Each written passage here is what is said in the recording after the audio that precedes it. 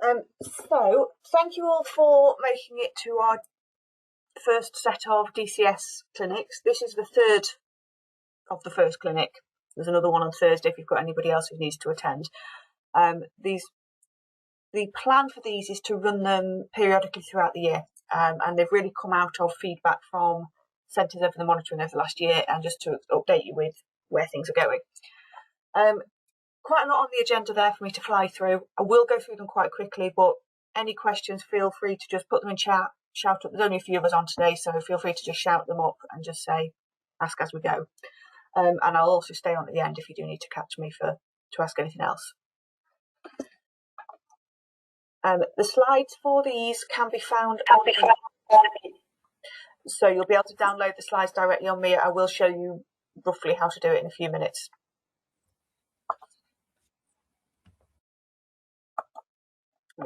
So first introducing myself, I'm Nicola Bate. You've had multiple emails off me over the last year for DCS, so hopefully you can now put a face to the name. You can email me directly. I oversee all of the direct claims provision and the EVs and manage the EVs who come out and do your monitoring.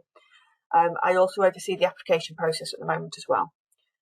You can also contact me through the inquiries email. Just tell them you need to speak to Nicola, and they'll send it on. In terms of etiquette on here, again, just please keep your microphone muted to avoid feedback. Use the chat, or when there's only been a few, feel free just to shout up. And then, opportunity at the end for questions.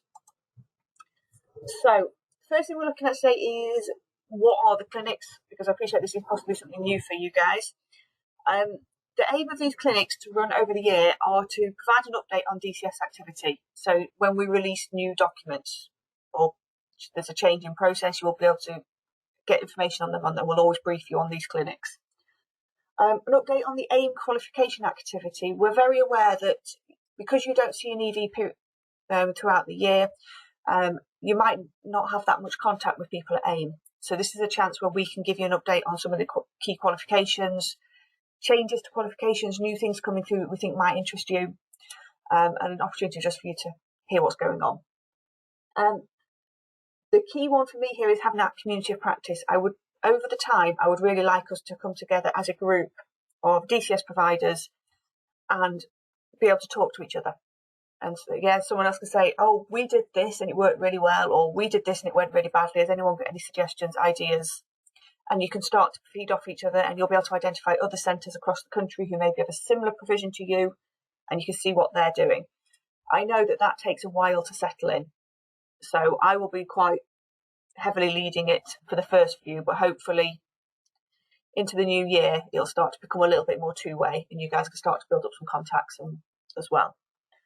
And then the other one is really looking at supporting with good practice. So having some identified themes, really just helping you guys. If we notice a theme coming through reports, we can put on a session to support that. A very loose plan for future dates for these clinics looks at November, looking at registrations, Eracks, and then using MIA. We are hoping DCS monitoring will be active on MIA by that point. January to February sort of time, interim IQA mid-year DCS activity. April, preparing to make your claims and standardisation activity, and then June, July, record keeping, IQA strategy, and so on.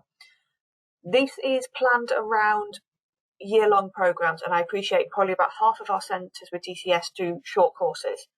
So and I had to run 4 sessions to meet demand for this first session. So if the demand is there and we feel it will work better, I can almost run like a June, July one in November and a November one, and people can go to whichever they feel is more appropriate. I'm very fluid with this. I'm very happy to take feedback. So as the session goes on, if you think, oh, we need to add that into one of these sessions, please say so. And I guess my first question for you all really is, do those dates work for you? Is there anything I've missed? Or do you think, that's something we can do?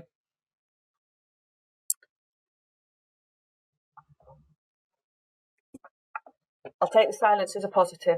It's not a negative ever. But feel free to feedback at any point with any of those. But it kind of gives you a bit of an idea of the plan. Keep an eye on the website for being able to book onto those. It's more likely to be a generic email out. The first one was very much you each got an individual email, but going forward, it's more likely to be a generic one to ask you to say these are available to book onto. Social media should flag them up as well. They do. They're pretty good with that one. So the first big thing to look at today is CAS, our Centre Assessment Standard Scrutiny.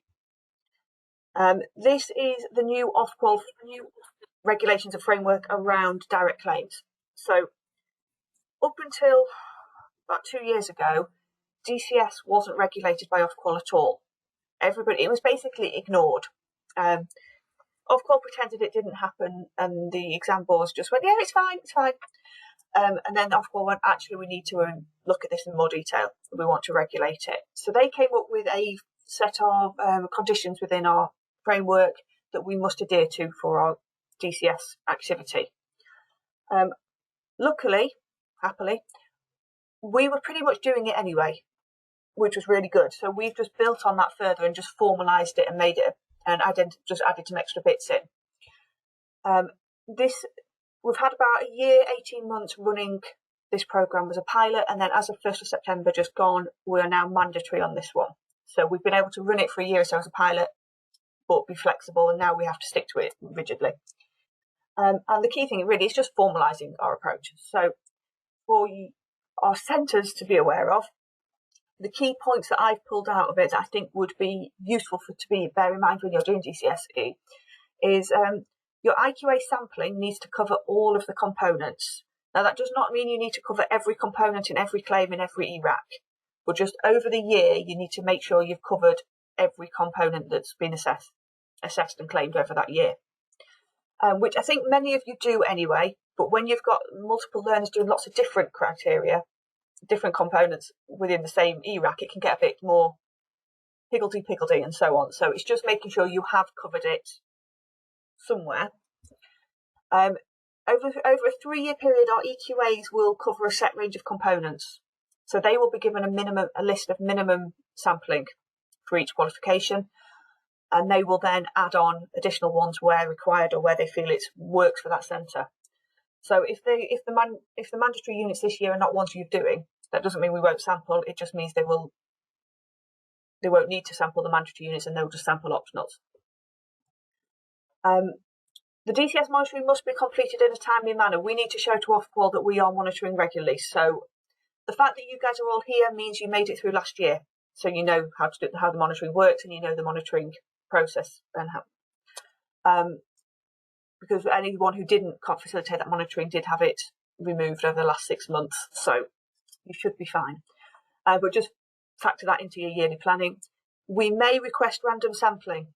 In fact, I've just sent some off last week, so I apologise if you got an email last week asking you for random samples. Ofqual initially wanted it to be planned spot checks and then unannounced spot checks. And I think we all know how unreasonable it was to be able to expect us to turn up at a prison or turn up onto a school and say, we're coming to see your work today. Because people aren't on site, people aren't able to facilitate access straight away. However, we will every so often say, please can you send in the samples, your retained samples for this claim within the next week or fortnight or so on. We're not asking you to do anything extra with that. It will literally just be to send us your IQA records and the learner evidence. Okay. If there is any issues with that, please just ring us and we will be able to discuss through what the options are. Your monitoring frequency depends on your risk rating as a qualification group and also as a centre. So we look at your centre's overall risk rating, and then we look at the individual qualification groups. So if there's 2 different teams running DCS in a centre, they may have a different frequency of monitoring. Your risk rating is low, medium, high, very high. However, a risk rating isn't a bad thing, because it might be that it's identified there's a risk going forward and we want to support you, so we will increase the risk monitoring to support that. So please don't see if we say, oh, actually we need to come back in 3 months or 6 months instead of 12 months, that it's not a bad thing. It's just that we think we want to make sure you've got the support in place, and we want to catch things and make sure it's working, so you don't get to a year gone and go, oh no, it's all gone wrong. There will be a significant emphasis on your centre and qualification team risk rating and risk management. So within your IQA strategy, we will expect you to be looking at your risk rating and management. Now, every discussion I've had with an approved internal verifier over the year has been, they've been able to tell me exactly why they're sampling the size they are and when they are. And it's always related to risk. However, it's very rarely written down. So just about having something in your sampling strategy of a rationale to show your risk rating. And then one that's not really been flagged previously, but is getting more and more emphasis, is that the staffing on the programme and our EQA staff, they need to be current in terms of industry and qualifications. There's no point coming, say, if someone who's done a youth work qualification in 1990 and has been working in construction for the last 30 years and has now decided to go and be a youth work EV or IV. They're not current. So unless they've been doing voluntary work or community practice and they've been doing CPD through this time, they're not current. So we wouldn't be comfortable in improving it and it wouldn't be reflected well on your programme. This doesn't mean you can't use staff. It just means you need to evidence why they're current. So they're working in schools and colleges with the learners. They are current with the current practices. They're running a voluntary sports club, then they're current within that health and safety approach and current practice. Or even just doing CPD. So we will just be asking you to have a bit of an emphasis on that and being able to provide a CPD record or a justification why these staff are okay and they're in. Longer term, this also makes your qualifications and your provision better. Okay, and it makes the learners more employable because then you know they're getting the most up-to-date approach. I think when you consider the last 18 months of how much technology has changed and the usage of technology has changed in the last 18 months, you can start to see why it's really important that you've got current knowledge being used on the qualifications. Yeah, nothing worse than using legal requirements from 20 years ago or software. I know there's some of the government documentation that came out through COVID was suggesting students to use software that went out of date in 2008. Well, we're not helping students or yourself. So that's kind of the overview of CAS. And then this kind of naturally leads into the AIM responsibilities. We are, where possible, calling you DCV, direct claims verifiers, because it makes more sense. The AIM approved internal verifier is a historical term, but we're using it interchangeably at the moment just to make sure we're not confusing people, but we are moving towards DCV because it just makes more sense. So when you say to somebody you're an AIM, they go, I have no idea what that means. But a direct claims verifier has it's a bit more self-explanatory. So your roles and responsibilities, all of this is in the Being an AIM DCV handbook. There is a link on the website, on the page there. This takes you to the Centre Handbooks and Forms section. It doesn't take you directly to the document because there is an update imminent. I'm hoping by the end of the month I will have you an update for yourselves on that one. I will let you know when that is up and out. So the key things you've got on here are the AIM is signing off the claim as being correct, and they are effectively the internal EV. Okay, so it's getting that into the forefront that you're acting as an EV. On MIA, we're asking you to have a direct claims contact role. So setting up, because then we can email you directly from there and we can keep that list. As you all know, on Quartz, there's so many approved internal verifiers and contacts that aren't necessarily up to date. On MIA, you guys as a centre could keep that updated yourself. So we'll be asking you to have a one or two or however many contacts you want as your DCV contacts. They do not have to be your AIM on Quartz. You can have different between the two. Okay, this can be an organisation role or it can be per qualification. So if you've got multiple quals running in a site and you want different people attached to each, you can do. Please make sure you follow the requirements on page 2 of the Being an AIM DCV guidance.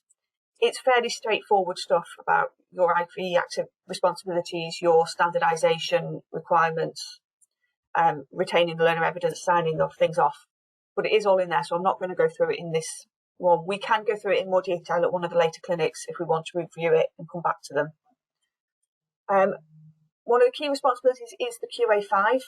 I believe at this point everybody should know what the QA5 and the quality assurance report is.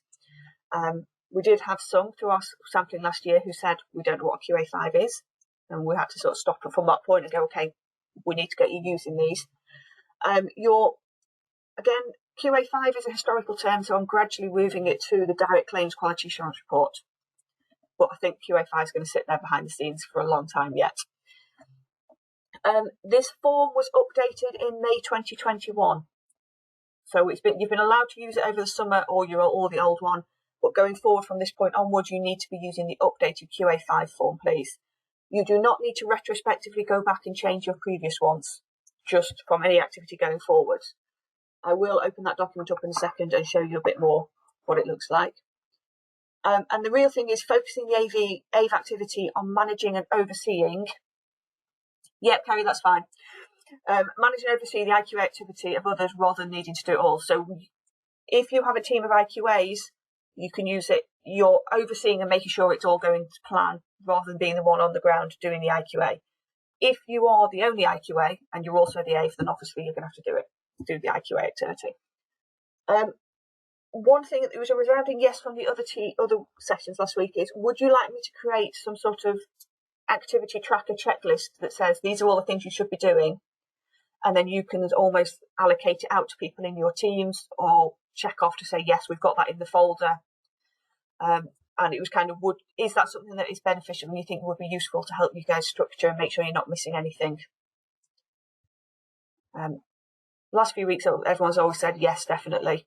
So I said, if you give me a few weeks to try and get on with that, I can, I'll hopefully have that to release out to you towards the end of the month or early to mid-October.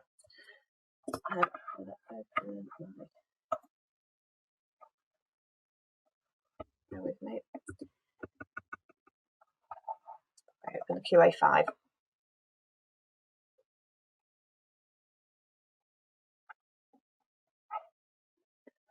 The QA5 has been redesigned to align very much with the IQA document, the EV report, and your DCS monitoring report. It'll open in a minute.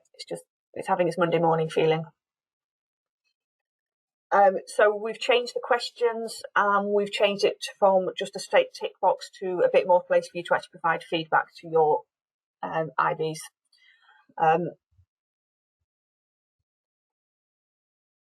I might have to come back to this one in a second because it's having a moment.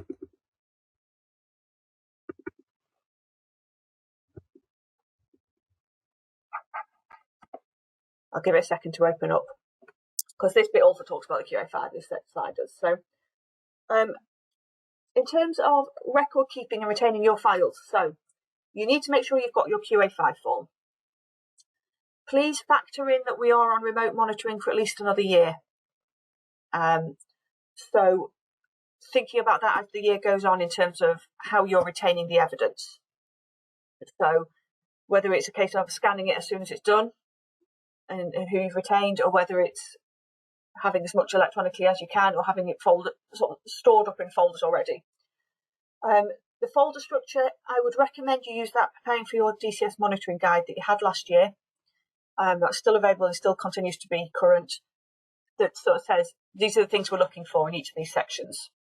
And if you can start to almost structure your folder to line in with it, it means that when monitoring comes, you can just go, yeah, there's the folder, go. The QA5, so I'm going to see if it's decided to wake up yet. Yay, it has. Okay, so as you can see, the layout's a bit different.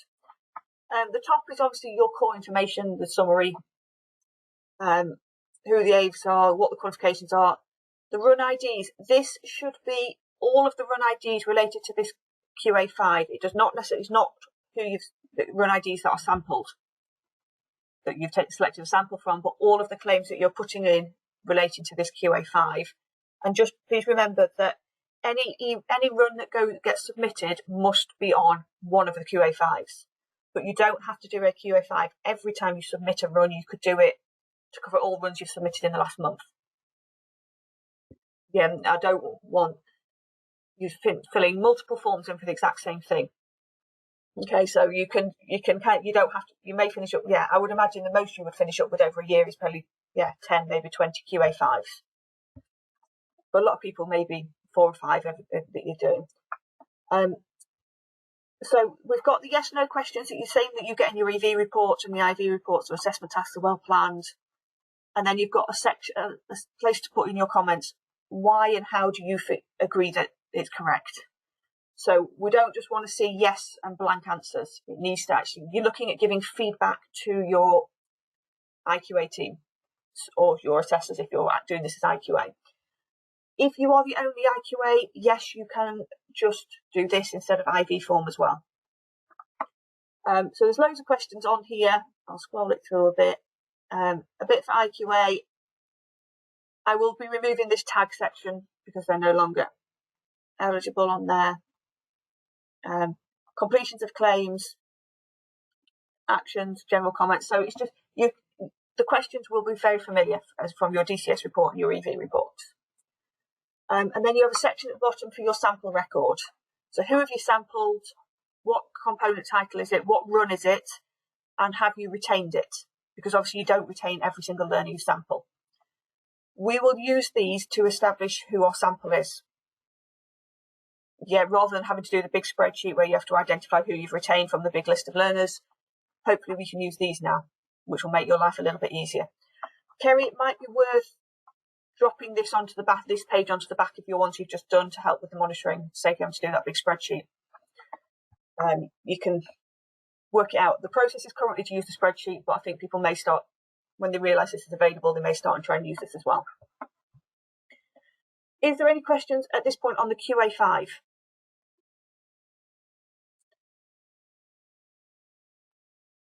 Good. What I want this QA5 to be is more useful, because I think previously it was being used as just a paper trail and a document, whereas I would like it to be structuring your process, because if you're identifying no's in here, that's naturally going to increase your sample size and risk rating for the next provision or for the next sampling, or it's going to create actions. So you're using this to really sort of structure where you're going with your IQA team.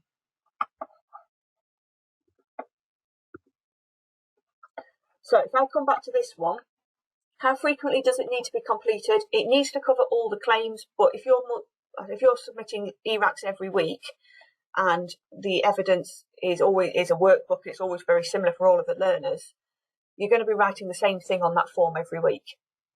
And for those of you who've been EV'd with me enough over the years, you know my biggest hatred is when we're duplicating the same information multiple times on multiple forms. So if you're writing the same thing on multiple forms, you can probably do it less frequently. You can always put as well, see December's report, and maybe December's is a really in-depth report, and then January and February is a lighter touch, and then March is a deeper one again. So rather than just always putting see last report back 6 months, you can probably go back a couple of months at most. So the QA5 is the minimum, and then it's and or instead of IQA records. So if you've got an IQA team, they do the IQA record, you do QA5s. If you opt the IV and the DCV, you can just do the QA5. Just remember what the purpose of the form is, because as well as recording for us, you're also providing feedback for your IQAs or assessors. Don't forget that. How often do you get feedback on your assessment practice or your IQA practice? It's not very often, is it? You get observations of teaching and learning, but you very rarely get feedback on this. So this is your opportunity to give that feedback to people so they know how well their assessment practice is working. And again, your risk rating and IQA strategy informs the decisions onto the QA5 and vice versa. It then informs your risk rating as well. I'm not making any changes to your retaining learner evidence at the moment. I probably will have to next summer, but at the moment we are looking at trying to keep this at still numbers 1 and 7 on the ERAC. However, you also need to retain each component. So if you're doing multiple components and different learners are doing different ones, it might increase the sample we need to retain, unfortunately. I'm going to provide more guidance in the updated being an AIM DCV on your the minimum sampling you need to retain, because you've got to need to retain every qualification and every grade and all these other bits. Retain electronically where possible. We're future-proofing you to use MIA, basically, but if you do it as it goes along, at the end of it, it's not such a big thing to start scanning. Feel free to discuss with your EV your retention sample size, because that 1 and 7 doesn't work for everybody. If you have 20 learners registered on one ERAC, you're containing 2. If you have 20 learners, each registered on one individual ERAC, you're going to have to retain all 20. And even though they're all done the same. So we've got flexibility within that to say we're going to retain. So I do 1 and 7 is the simple way, but you can discuss it and agree a plan with the EV as to actually what you are going to retain. Because I appreciate as well, you don't want hundreds of boxes everywhere. And then document your rationale for retaining in your IQA strategy. The IQA strategy was something that last year a lot of people did seem to find really hard to work out what to write. And it is purely the rationale around your IQA plan. The best ones I see is when people have a big multiple tabs in a spreadsheet. So they have the first tab is, this is my rationale. This is the justification, and that can be a work in progress where you keep adding onto it and go, this has changed to high risk, low risk. And then the other tabs are pretty much your list of learners and your list of components, and you can just highlight who you're going to sample. So, and that keeps it all in one place. And that is all you need for an IQA strategy. It doesn't need to be a 10, 20-page document that's been ratified by the entire organisation. It's your working document and your working plan and your rationale behind it. So that's everything on the record keeping. Was there any questions on that bit initially? Or is there anything there where you've gone, oh my God, I didn't know anything about that section? I'm hoping not. I think it's all stuff that's there. It's just reminding us how to go with it.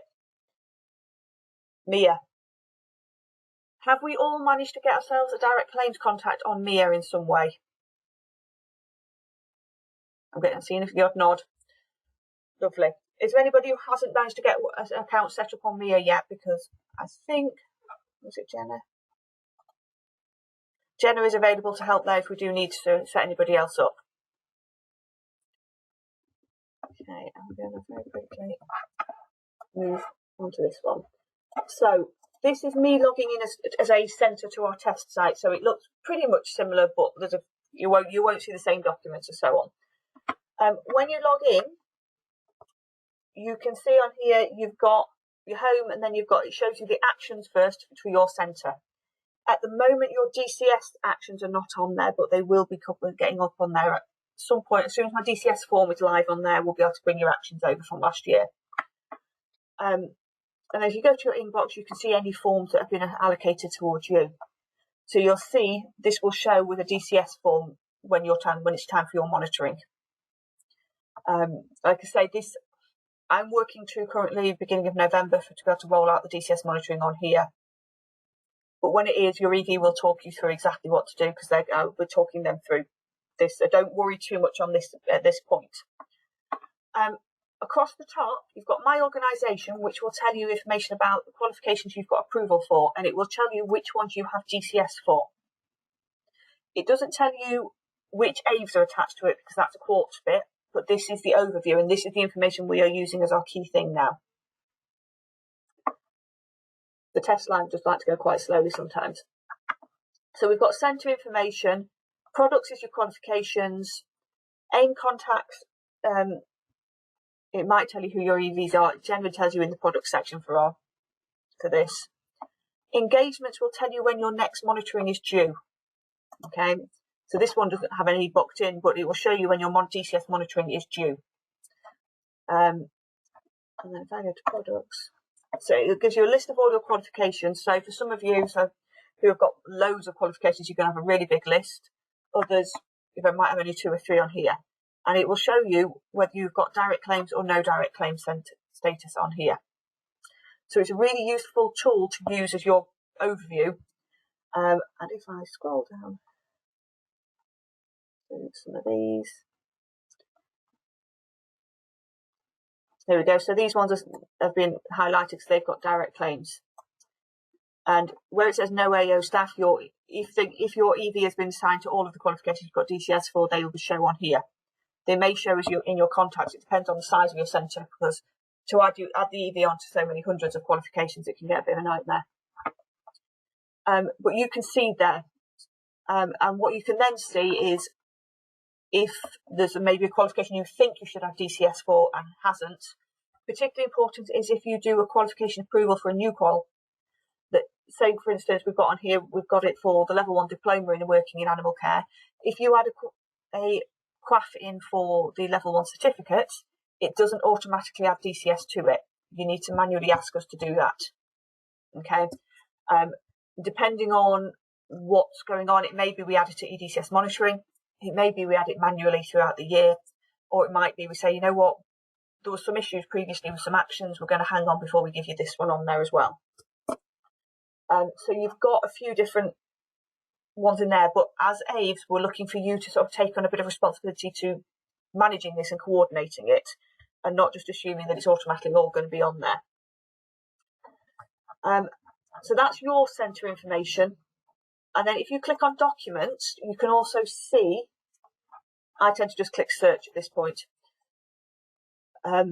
Anything that we've uploaded onto me yet. So I have put on, it's not on this one, but on yours, when you log in, you should be able to see there's one called DCS September slides, or DCS Clinics slides from September. Those are all the slides from this clinic. And that is probably where I'll try and upload the video link as well. I'm looking at whether we can, things like the QA5, I will bring into here. So you can download it directly from here rather than going and trying to find it on the website. And your things like the upload checklist to support your visits. We will upload all of those onto here as well, and even the ID forms. The theory being it will stop you having to scrabble around in the website, and you know exactly where it is. So when you log in, it's all there. Has anybody managed to log in and find this at this point? Good. I can see a few nods, so that's good. The guys last week confirmed they could all see this as well. For DCS, I will always put DCS as the start of the, so you're only, because when you get lots of these, you might finish up trying to, a bit hard to find the right document. So I will always start it with DCS. So if you search it, if you need to do it, you can literally search by the key. So if I type for key, it will only show me that. So if you put DCS, it will only show you your key DCS things in there. Is there any questions on MIA at this point? I've suitably freaked you all out with it. Once we get using this fully, it will be brilliant. And I think the centres who are already really actively on there are really finding it so much better for everything else. So for DCS monitoring, you will need to be on there because at the moment your EV report, your monitoring report comes to you to fill in, and then you send it back to us. It will go automatically on there, and you'll be able to fill it in online. Okay, so you won't need to have the Word document that goes backwards and forwards. You will be able to upload your samples on there. So you don't need to send it as an attachment up to in the secure link. You'll be able to upload it straight into the report. You can also do your QAFs, your qualification approval applications. You can see your actions, RPL forms. You can see when your next centre lead interaction is due on there. I don't know what I'm allowed to say, Kerry, on this one. The original plan was, sorry, I've just got something pouring water behind me. The original plan was that registrations would be on there at this point, but I know there's been some issues with some rules of combination, so I don't know whether registrations will be on there this year or not. It's a bonus if they are. When we eventually get the registrations live on MIA, it will mean a change to how we do DCS. So at that point, I will probably throw in an extra clinic to talk through who signs it off, basically. You can see your risk rating on MIA as well. So you'll be able to see how we've rated each of the sections. If you have total DCS, you won't be much on that risk rating at the moment because it's been filling up from the EV reports at the moment. Future plans, I am hoping I'm going to have a QA5 form on there, so you can just literally fill it in directly on there and save them all on there, and we can literally just pick from that instead of having to say send us your QA5s. And I'm hoping once Reg and Cert is on there, you may also be able to upload evidence into the individual learner at the point of retention. which will make your QA, your whole DCS monitoring so much simpler, because you can just say, we could say, we'll see on the QA5 who you've sampled, and we'll be able to go straight to those learners and pick up the work. Yeah, so it's a case of get into Mia, have a good play around. Nobody's broken it yet. I nearly did, but I think I've managed to save it. But yeah, we've had a good, to have a play. Yeah, we can delete things and cancel things if need be. So that would be my key thing, is to get in and just have a play and keep an eye on your provision. Yeah, I was just about to say, Bill, yours is a slightly different one. I'm not sure where we're going with that one at the moment. Next part for today's session is we're looking at the Eracks. Okay, so some common issues that have arisen and have delayed claims this year. So I wanted to flag these with you to see, so you can see how you can correct them before they become an issue. So on your Erack, you've got various things. You've got centre names, run IDs, and so on. And then you've got course leader, IV, and and then you've got EV stroke approved internal verifier in the bottom boxes. Those are those are named to the person who that Erack is assigned to at that stage, and that is the person who it will go to when you upload it onto the portal. So if the name in that box is wrong, it's going to get lost in the portal. Okay, so it's a lot easier if you notice that is wrong. If you send inquiries an email and tell them the Erack numbers, so tell them the run ID numbers, and who it needs to be assigned to, they will attach it to the correct person. Okay, and that stops it getting lost in the black hole, because I think we've all had it where you've uploaded it and then it's like, it's not showing in the AIM inbox, and that's purely why, because it wasn't attached to the right person.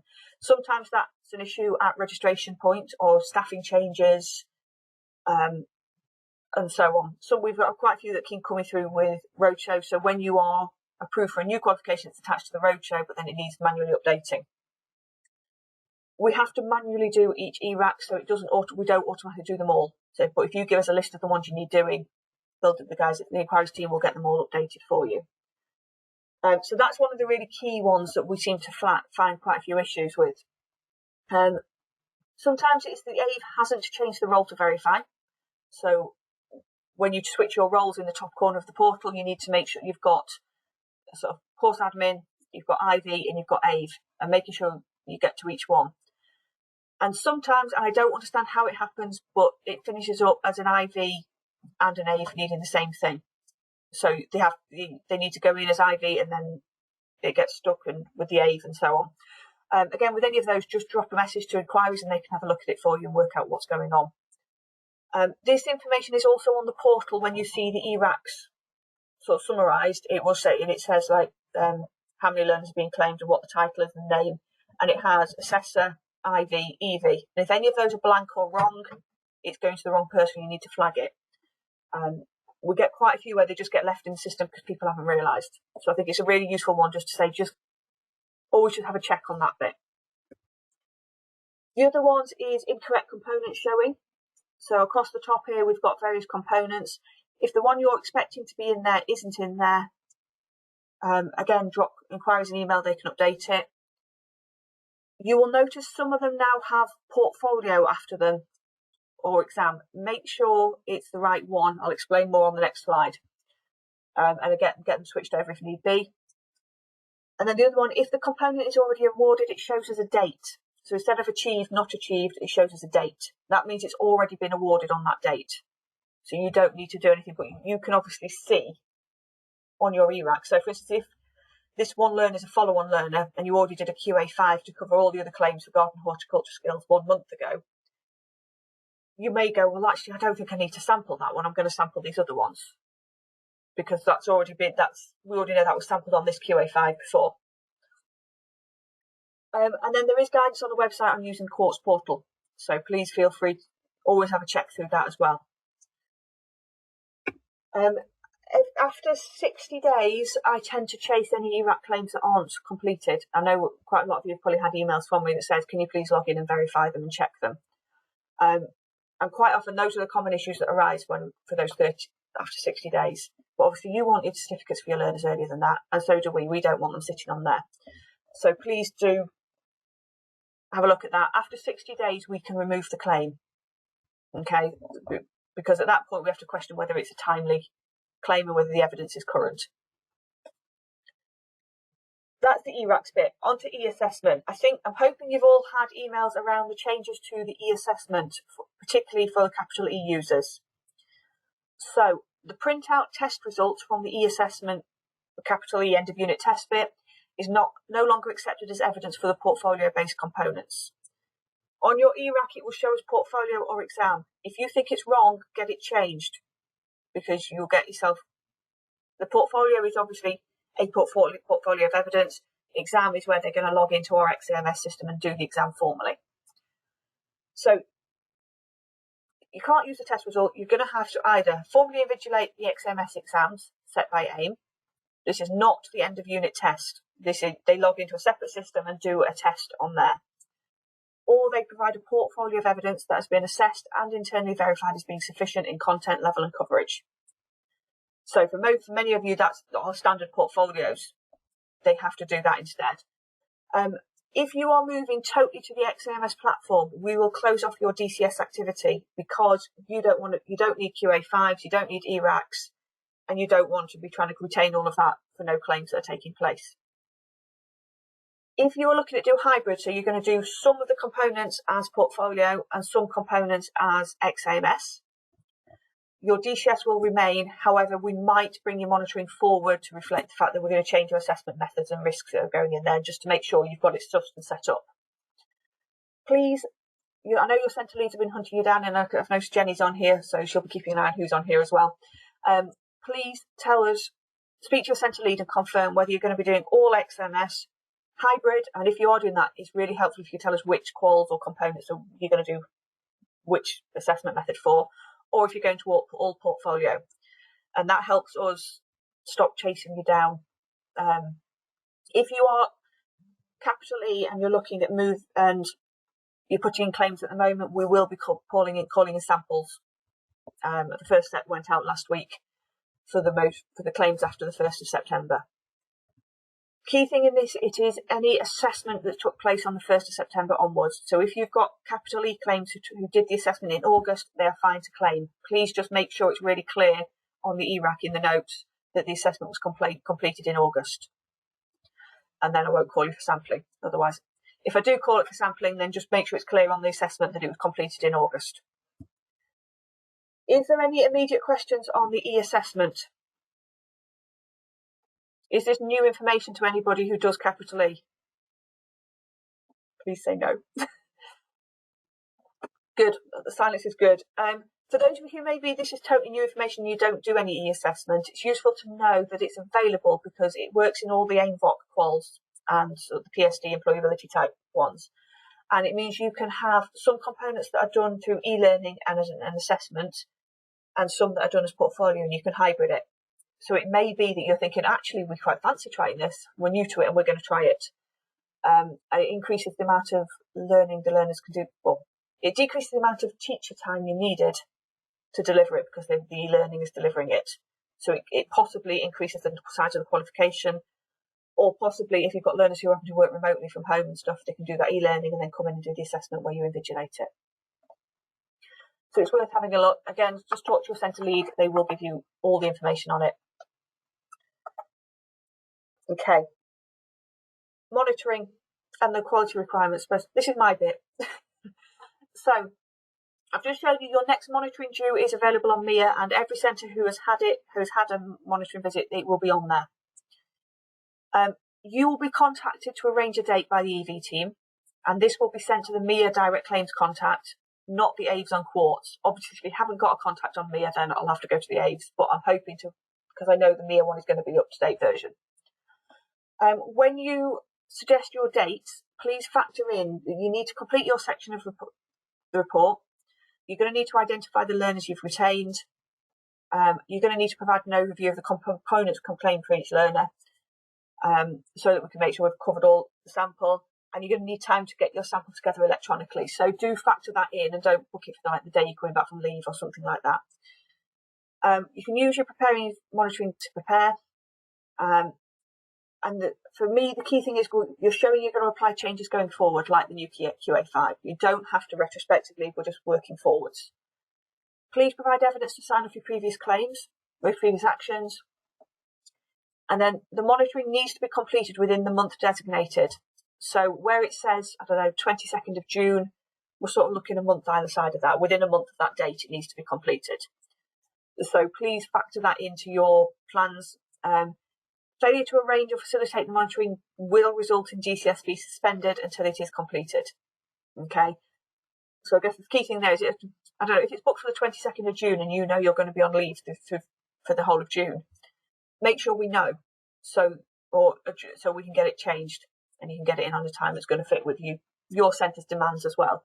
In the same way, if it's booked in May and you know you're going to be dealing with GCSE exams in May, tell us, because this is something that can move.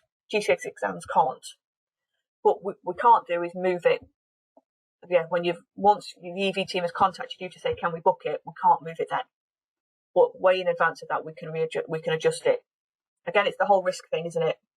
If you guys are proactive in planning your year and your provision, it's showing that you've got control of it, therefore it's low risk. If you come to us a week before and go, I'm on holiday, I can't do it, that's showing that the provision isn't being controlled. Okay. So that was everything I was going to come through today, and I feel like I've just brain dumped absolutely loads of information at you. So I do apologise there. And I guess the key bits I would like to ask you now is, how useful is the session?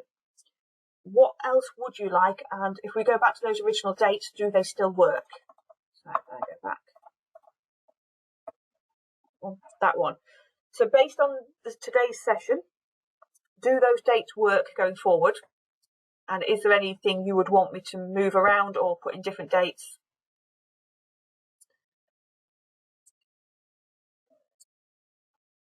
No, silence is good.